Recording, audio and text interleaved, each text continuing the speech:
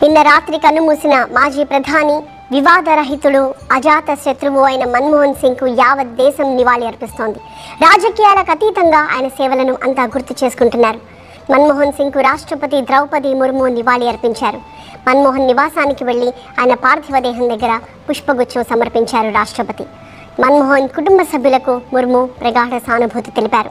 ఆర్థిక రంగం, పరిపాలనా రంగాల్లో సమానంగా సేవలందించారంటూ రాష్ట్రపతి కొనియాడారు. వివిధ హోదాల్లో పనిచేసి దేశ ఆర్థిక వ్యవస్థలో సంస్కరణల కోసం కృషి చేశారంటూ ముర్ము కీర్తించారు. మన్మోహన్ సేవలను జాతి ఎప్పటికీ గుర్తుంచుకుంటుంది అన్నారు ద్రౌపది ముర్ము. మన్మోహన్ సింగ్ నివాసానికి వెళ్లి శ్రద్ధాంజలి ఘటించారు ప్రధాని నరేంద్ర మోదీ.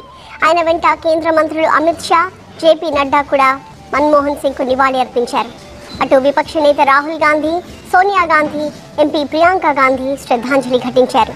రేపు ఉదయం దాకా మన్మోహన్ సింగ్ నివాసంలోనే ఆయన భౌతిక కాయాన్ని ఉంచుతారు. ప్రజల సందర్శనార్థం రేపు ఏఐసీసీ ఆఫీస్కి తరలిస్తారు. రేపు ఉదయం 8 గంటల నుంచి 10 గంటల మధ్య ఏఐసీసీ ఆఫీస్లో ఆయన భౌతిక కాయం ఉంటుంది. ఆ తర్వాత రేపు ఏఐసీసీ ఆఫీస్ నుంచి మన్మోహన్ సింగ్ అంతిమ యాత్ర చేపడతారు. రాజ్ఘాట్ దగ్గర మన్మోహన్ సింగ్ అంతిమ సంస్కారాలు జరుగుతాయి.